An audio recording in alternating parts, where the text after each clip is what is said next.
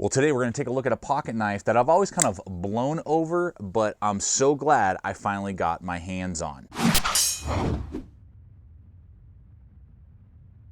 Well, that's right, folks. Welcome back to another video here at Gideon's Tactical. I am Aaron, and we're going to have some fun as we look here today at the USA-made Gerber Sharkbelly.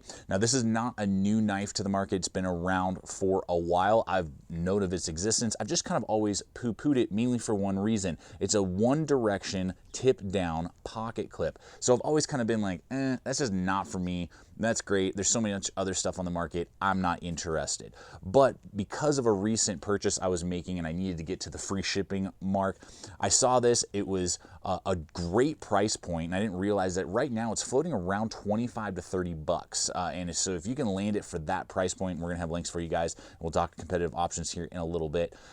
That's a great price for a USA-made, blade. I said, you know what? Okay, fine. I'll throw it in the cart. I'll get it to my free shipping, and then we'll take a look at it. And I got to tell you, I've actually fallen in love with this blade for a few reasons that I want to hit with you today. So let's have some fun, break this blade down, and show you what it has to offer and whether or not it's something that you want to throw your money at, or if it's something to better pass on because there's better options out there. We're going to discuss that all today as we look at this Gerber Sharkbelly. All right, guys, let's have some fun here. So we open up this blade and take a look-see. So the first thing we're going to hit is the blade shape itself. We got that really aggressive sheep's foot design. It's got a really good relief edge. It's going to be 3.2 inches overall blade length. That was one of the first things out of the gate. A lot of these lightweight, cheaper, even if they're USA-made blades, they tend to be a little bit smaller, 3 inches or less. This is over 3 inches, so it definitely has a good amount of reach. It is a hollow grind, but the way that they've done it, it's such a shallow hollow grind, it almost comes off as a full flat. So it's very, very shallow in that grinding, and it's high and it doesn't have any sort of like abrupt shoulder. So it really slices very, very well. So for cardboard and packaging, those type of things, just stuff around the house, just your general utility, it worked really, really well.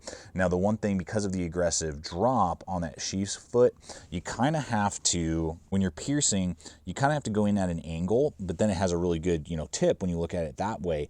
But in the way the contouring of the handle is, it kind of feels natural, but a standard straight on pierce just isn't going to really work. So even for like a safety knife, it almost kind of works in that way as well, which is kind of a good plus if you're looking for something different like that. And as long as if you're piercing particularly kids, like a packaging on, like, let's say a kid's toy or something like that, it actually feels kind of natural, but you do have to kind of go at an angle versus just straight on into the package, and then it'll pierce and slice very, very well because of the precision on the tip. But just a straight on, it's not going to really do what you're looking for. And I would not rate this in any way, shape, or form as like any sort of self-defense tool or anything like that. It's just not really designed in that way. But for general utility, it still will pierce packaging really well and just do your general cuts. Food prep was awesome. I had a really good time doing the food prep. And then the 420 high carbon, Gerber's been using that for a long time. I really feel like Gerber and Buck do the best with that type of steel.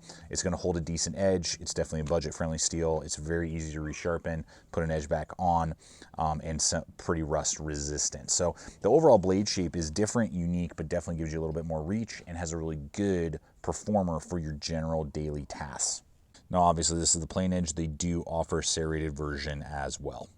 All right, guys, we're going to go ahead and hit lockup and deployment here. Centering is nice. The tip is deeply buried in the handle. Now, it's got that slit right there that's long. And I would say it's okay to grab. It's not the best to grab. The angle is rather smooth and kind of milled, which means that it's not going to be sharp and bitey, but then there are points where your thumb kind of like wants to slip out of it and doesn't catch.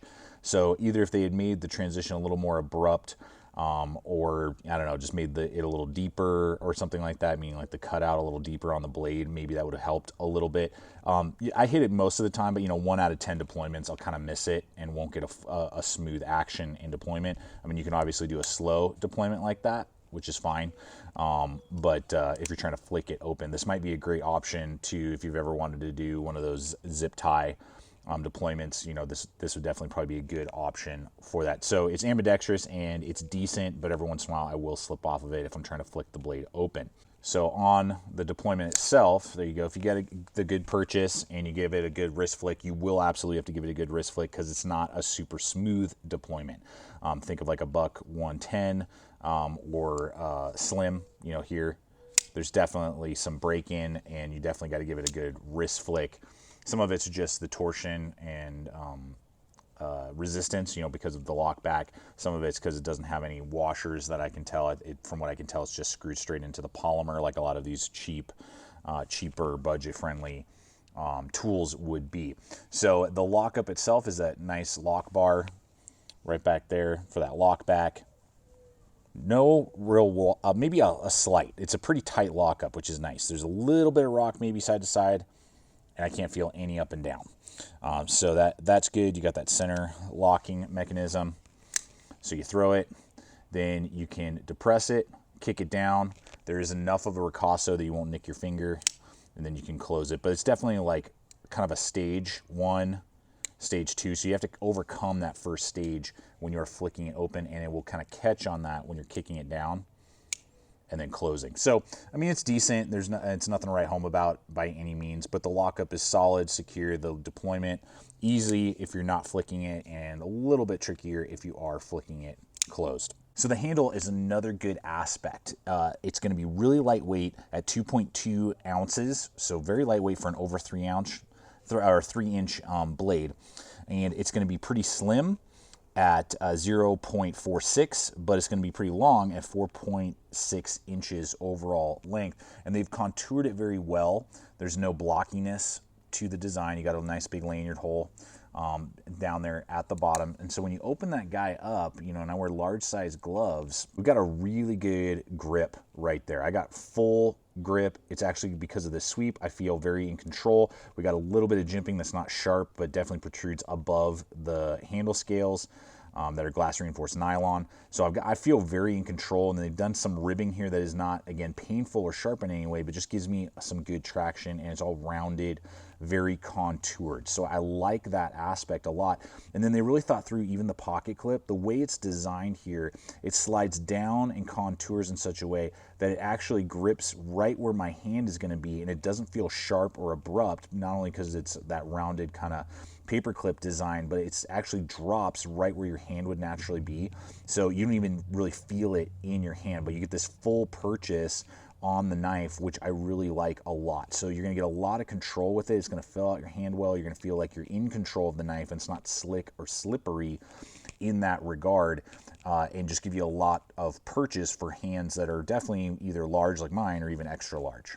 All right, guys, now to this kind of interesting point. I am not a tip down type of guy. I prefer tip up in my carry. In fact, as of this point right now, this is the only tip down oriented pocket knife I own. So when I originally saw this hit the market, I was like a little interested in it, and you know, I like loop over deep ride wire pocket clips on like spider cone, things like that. So the pocket clip design really connected with me, but I was like, tip down and you know, it's only one way. I don't know, I'm good, you know. And so that was part of the reason why I just have never gone to it. But because of some of the things I touched on, you know, of looking for a USA made, cheap, budget friendly option to show you guys, particularly as we're maybe becoming a little more conscientious of where our stuff is manufactured, wanting to support homegrown companies and homegrown manufacturing, those type of things. I wanted to find some budget friendly stuff, and I was like, you know what, maybe it won't bother me as much as I think it will. And I'll be honest with you, it really hasn't bothered me because it disappears in my hand. The way they contour it, they really thought through that. It just does not, you don't even notice it when you're holding it. And then the wire, I love that. And then the loop over, I mean, it disappears in the pocket, but you're still easily able to grab it and pull it out. There's really no issue there. So I'm actually fine with it. Would I prefer for it to be, you know, tip up? Absolutely. But as the way it is, because of everything else that it's offering me, and particularly at that price, I'm not, for whatever reason, it's just not really getting under my skin, whereas a lot of times it would totally be annoying me. And just the And part of it might just be with the way I'm carrying it. You know, a lot of times it's just, particularly with this quarantine situation when I'm filming this in 2020, you know, I'm wearing basketball shorts, I'm wearing sweatpants a lot around the home, you know, and then I'll run out, you know, to go get groceries or something, just throw it in the pocket. And it's fine, you know, and when I pull it out, there's no issue with the orientation that I'm really having that big a problem with. Now, the other cool thing was, I was like, man, but for lefties, they're going to hate it. And I put it in my hand, and again, I'm a right-handed person, so I was trying to do this kind of on my weak side, but I was actually able to carry it left-handed without too much trouble and manipulate the knife without too much difficulty. So would I prefer it to be an ambidextrous tip-up pocket clip? Yes. The way it is designed, you can absolutely carry it right or left, and it's doable. I'm able to overlook it for some reason, whereas most other knives I just can't. So it doesn't bother me, and I'm going to keep carrying it. I'm going to keep using it. It's actually a pretty fun blade. So as I touched on earlier with price, I paid $25 for this. That's usually the going rate for it. I believe I picked it up on GP Knives. Blade HQ has it for that same price as well. Amazon's a little bit more expensive. I've seen it for around like 28 to 30 bucks over on Amazon. But I mean, $25 to 30 bucks, I think, for everything that you're getting is actually a really good price point. It's a larger end knife compared to a lot of these light duty blades that are out there, and the lockup, the deployment, the pocket clip, all that stuff just seems to really be functioning well, and it's a cool, unique look. Because the competitive option I want to run in here is I have what I showed you earlier, the Buck 112 Slim, which is about the same price. You know, USA made, 420 high carbon, lightweight as well, slim. Now that will have an ambidextrous loop over tip up pocket clip, which I prefer. But good handle ergonomics, definitely more of a classic, you know, thumb stud, a little bit easier to deploy because of the thumb stud than with that notch that we kind of talked about earlier. Right around the same price, about 25 to 28 bucks, and you can either get the more compact 112 or you can get the larger 110, and the Gerber is kind of in the middle. But again, the Gerber kind of just has a different look to it, a more utilitarian, more modern look. The Buck is a super classic kind of look to it, so it's more your preference on what you would be interested in. But I would say that these are both really good competitive options, and you're getting very similar performance out of both of these blades, both in their steel, both USA made, and both lightweight, slim folders that are lock back. Well, there you have it, folks. I hope that this video has been fun and entertaining, but also informative. And I want to hear from you. Do you see some value now based off of some of the things that we discussed in the Sharkbelly? Are you becoming more of just a conscientious purchaser? You're trying to buy things that are more made here in the USA, but maybe you're still on tight budget, so this makes a lot of sense to you? Or are you still like, whoa, pump the brakes, man. I'm going to go with something else. Some of those other competitive options are better that you suggested. I want to hear in the comments below and have that conversation. I always love looking at the comments. So guys, that's me. That's my take on the Sharkbelly. Looking forward to having that discussion with you guys in the comments below. So check us out also on Instagram and Facebook, all the social media. We're throwing up content there all the time. If you haven't subscribed yet, I invite you to be subscribed, become part of the GT family. Check out the other video popping up. Guys, you're not alone. And always remember, stay equipped, stay prepared, and we'll see you out there.